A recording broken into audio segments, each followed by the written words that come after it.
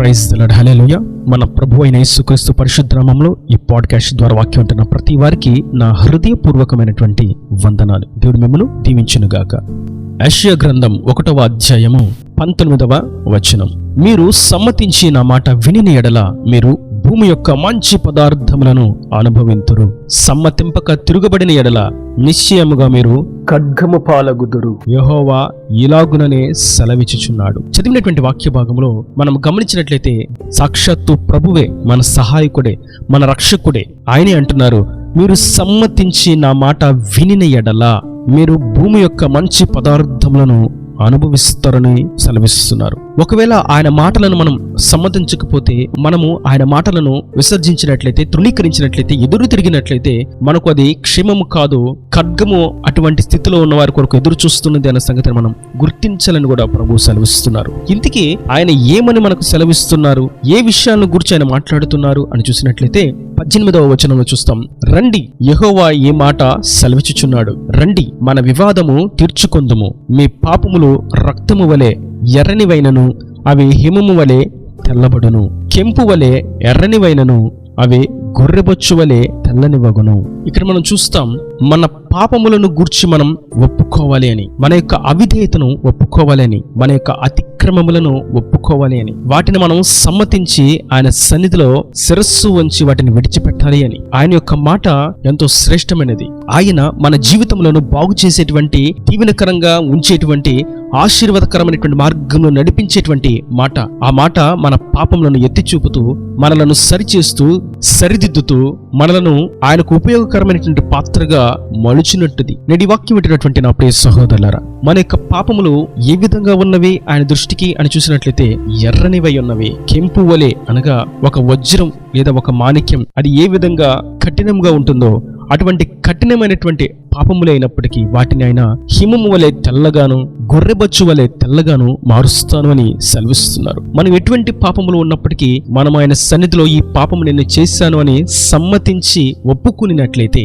ఆయన మనలను దీవెనకరమైనటువంటి మార్గములో నడిపిస్తాను అంటున్నారు. భూమి యొక్క మంచి పదార్థములతో తృప్తిపరుస్తాను అని సెలవిస్తున్నారు. అది విగ్రహారాధనే గాని, మోహపు చూపులే గాని, ధనాపేక్షయే గాని, దుర్బోధయే గాని, అన్యాయమే గాని, మోసమే గాని, ముసలము ముచ్చట్లే గాని, మద్యపానాలే గాని, మాదక ద్రవ్యాలే గాని, అన్యాయము చేత వచ్చిన వచ్చుబడే గాని, దొంగతనమే గాని, అధిక లాభాలే గాని, వడ్డీ వ్యాపారాలే గాని, లంచాలే గాని, ఎటువంటి పరిస్థితిలో ఉన్నప్పటికీ, ఎటువంటి అక్రమమైనటువంటి, అతిక్రమమైనటువంటి, దేవునికి ఆయాసకరమైనటువంటి పాపము ఉన్నప్పటికీ దానిని మనం సమ్మతించి ఒప్పుకునేటట్లయితే, ఆయన సన్నిధిలో మన తల వంచి మన పాపములను విడిచిపెట్టినట్లయితే ఆయన మనలను దీవెనకరమైనటువంటి మార్గమును నడిపిస్తానంటున్నారు. భూమి యొక్క మంచి పదార్థముల చేత ఆయన మనలను తృప్తిపరుస్తాను అని సెలవిస్తున్నారు.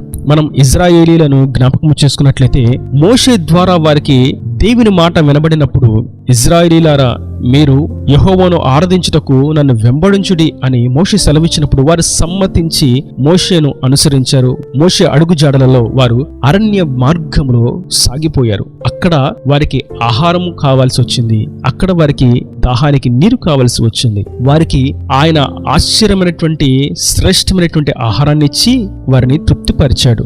ఆకాశం నుండి వారికి మన్నాను కురిపింపచేశాడు. బండలో నుండి వారికి నీరును అందించి దప్పికను తీర్చాడు.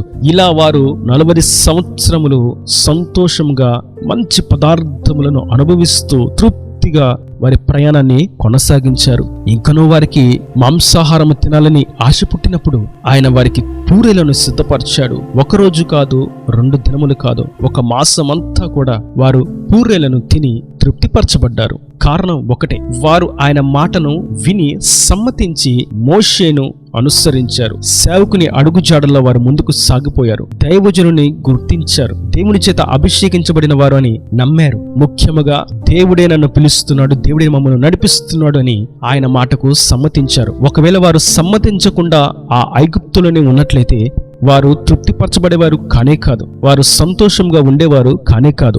ఆ ఇబ్బందులలోనూ, ఆ బాధలలోనూ, ఆ అణగార్చివేయబడేటువంటి పరిస్థితుల్లోనూ, బానిసత్వ బ్రతుకులో వారి జీవితాన్ని కొనసాగించవలసి వచ్చేది. కానీ ప్రభు వారిని పిలిచినప్పుడు, మాటను వినిపింపచేసినప్పుడు వారు సమ్మతించారు. వారు ఎటువంటి పరిస్థితిలో ఉన్నప్పటికీ వారు వాటన్నిటిని విడిచి ప్రభువును వెంబడించారు. నేటి వాక్యం ఉంటున్నటువంటి నా ప్రియ సహోదరులారా, మనం ఎటువంటి దురవస్థలు ఉన్నప్పటికీ, ఎటువంటి దుర్మార్గమైనటువంటి కట్లలో కట్టబడినప్పటికీ మనం ఆయన మాట విని సమ్మతించినట్లయితే, తప్పులను ఒప్పుకున్నట్లయితే, సరి చేసుకున్నట్లయితే, పశ్చాత్తాపడినట్లయితే, సరిదిద్దుకున్నట్లయితే, ఆ అతిక్రమములను విసర్జించినట్లయితే, ఆయనకు మనల్ని మనం అర్పించుకున్నట్లయితే, మన హృదయమును ఆయనకు ప్రతిష్ఠించినట్లయితే, ఆయన కొరకు జీవిస్తామని ఒక తీర్మానం చేసుకున్నట్లయితే, ఆయనే రక్షకుడు అని మన నోటితో ఒప్పుకొని హృదయమందు విశ్వసించినట్లయితే, ఆయన తెల్లగా మనలను మారుస్తాడు. మన జీవితం వెలుగువంతంగా మారుస్తాడు. అంత మటుకు కాదు, మనకు కావలసిన ప్రతి ఈవిని అనుగ్రహించి ఆయన తృప్తిపరుస్తారు. భూమిలో ఈ భౌతికంగా మనకు కావలసిన వాటిని ఆయన అనుగ్రహిస్తాడు. శరీరానికి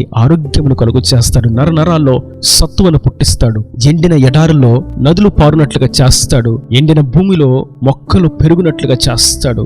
ఎండిన ఎడారిని ఫలభరితమైనటువంటి తోటగా మారుస్తాడు. ఆర్థిక ఇబ్బందులో ఇరుకునబడి నలిగిపోతున్న వారిని అనేకులకు అప్పిచ్చువారుగా నిలబెడతాడు. ఉద్యోగం కొరకు ఎదురు చూస్తూ సాధారణమైనటువంటి చిన్న ఉద్యోగం చేస్తూ విలువలేనటువంటి స్థాయిలో ఉన్నవారిని దేశం యొక్క ఉన్నత స్థలముల మీద నిలబెడతాడు. తన జనులను ఎప్పుడు కూడా ఆయన తలగానే ఉంచుతాడు. ఎందుకంటే ఆయన మాట వినే సమ్మతించి ఉన్నారు కాబట్టి. భూమి యొక్క మంచి పదార్థములతో ఆయన వారిని తృప్తిపరుస్తాడు. శ్రేష్టమైనటువంటి ఉద్యోగాన్ని, శ్రేష్టమైనటువంటి వ్యాపారాన్ని, శ్రేష్టమైనటువంటి అభివృద్ధి పదములో, ప్రగతి పదములో వారిని నడిపిస్తారు. ఆయన సాక్షులుగా జీవింపచేస్తాడు. నేటి వాక్యం ఉంటున్నటువంటి నా ప్రియ సహోదరులారా, మనము సమ్మతించడానికి మనల్ని మనం ఒప్పుకున్నట్లయితే, మనల్ని మనం ఆయనకు సమర్పించినట్లయితే దేవుడు ఎంతో గొప్పవాడు. అటువంటి కార్యమును నిశ్చయంగా చేస్తాడు. కీర్తనల గ్రంథం 51వ కీర్తన 12వ చరణంలో మనం ఒక విషయాన్ని గమనిస్తాం.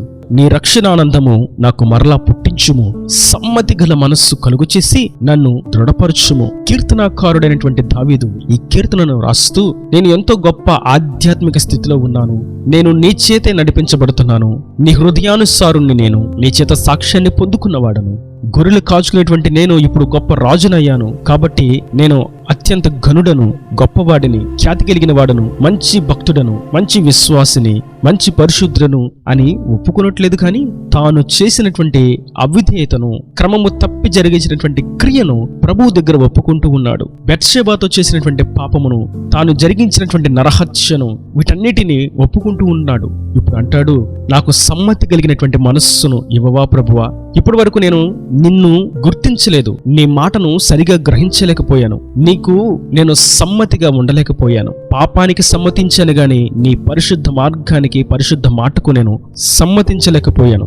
వాక్యాన్ని ధ్యానించడానికి సమ్మతించలేకపోయాను, ప్రార్థించడానికి సమ్మతించలేకపోయాను, ఉపదేశాన్ని వినడానికి సమ్మతించలేకపోయాను, సన్నిధికి చేరడానికి సమ్మతించలేకపోయాను, సేవకుల సహవాసానికి సమ్మతించలేకపోయాను, సహవాసంలో ఐక్యత కలిగి ఉండడానికి సమ్మతించలేకపోయాను. ఎప్పుడు నేనే గర్వముతో, అహంకారంతో నేను గొప్ప, నేను ఒక్కడని, నేను ఒక్కదానని, నాకే అన్ని తెలుసు, నేను దేవునికి చాలా చెరువులో ఉన్నాను, వాక్యంలో ఉన్నటువంటి విషయాలను నేను గ్రహించగలిగాను అని నాకు నేనే గొప్పగా అనుకుంటూ పాపానికి సమ్మతించాను, గర్వానికి సమ్మతించాను, అహంకారానికి సమ్మతించాను, లోక ఇచ్ఛలకు సమ్మతించాను, అవిధేయతకు సమ్మతించాను, అపవాదికి సమ్మతించాను అని ప్రతి అవిధేయమైనటువంటి క్రియను ఒప్పుకుంటూ ఇక మీదట నేను నీకు మాత్రమే సమ్మతిగా ఉంటాను, నాకు సమ్మతి కలిగినటువంటి మనస్సునివ్వు అని కీర్తనాకారుడు ప్రార్థించినట్లు నేడు మనమును ప్రార్థించబద్ధులమై ఉన్నాము. ఎందుకంటే మనము సమ్మతి కలిగి ఆయన మనస్సును పొందుకొని, మారు మనస్సును పొందుకొని, ఆయన మాటకు లోబడి ఆయనను అనుసరించినట్లయితే శ్రేష్టమైనటువంటి దీవెనలను ఆయన మనకు